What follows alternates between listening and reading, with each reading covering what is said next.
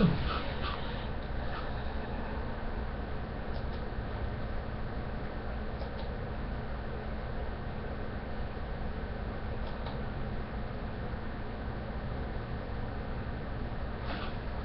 NPR show has programming and music for public radio fans of all ages. Support the programming we love with a purchase at shop.npr.org.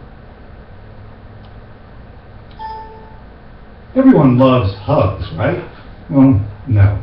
For those of us who aren't fans, things can get really awkward. In a recent piece for Time.com, research psychologist Peggy Drexler was not ashamed to state her position. Nope, I'm not a hugger. So how do you get out of it? Well, if it's in the office, you keep something between you and the hugger until the moment passes. Another is to be straight out and say, sorry, I'm not much of a hugger. You can resist and take physical control with a stiff handshake and a firm elbow that keeps personal space intact. You can escape and find something that requires your immediate attention, and if nothing comes to mind, drop your cell phone and then just pick it up. What motivated you to go public with your anti-hugging stance? Well, you know, it started first when I had graduated after my PhD. I saw a well-loved professor on the street, and she was coming towards me, and all of a sudden I knew that she was going in for the hug. And I thought, it struck me, I don't want this, but how can I get out of it without being hurtful or graceless? And then, I don't know if you remember in July, the mayor of San Diego was a serial harasser. He gave hugging a bad name, I think. He said, yes, he did. He said, I'm a hugger. He said, I'm just a hugger.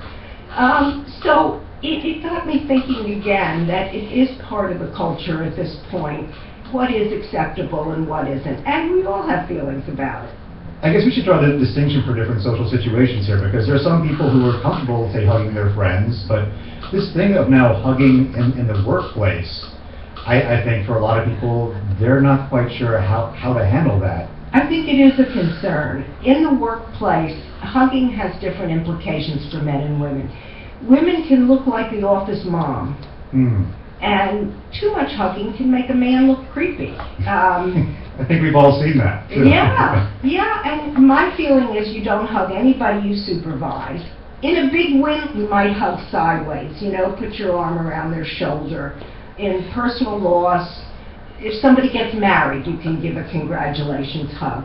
But hug sparingly. If it's someone you see in your everyday life, you can become known as a serial hugger, and it's a bit creepy. Don't whisper anything creepy or scary. Don't close your eyes.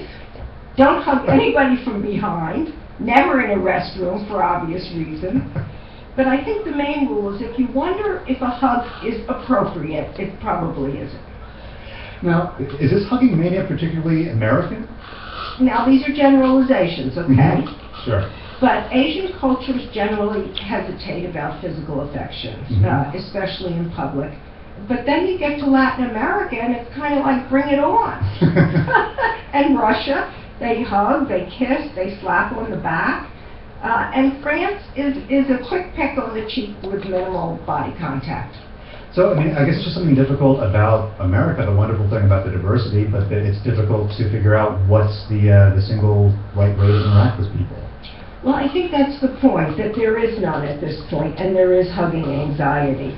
It's something that's in the zeitgeist, but we really haven't, you know, made any rules. My own rule is, I won't hug if you don't. Peggy Drexler is a research psychologist who has recently come out against the rampant hugging that seems to be taking over America. Peggy, thank you so much. Thank you, Arun.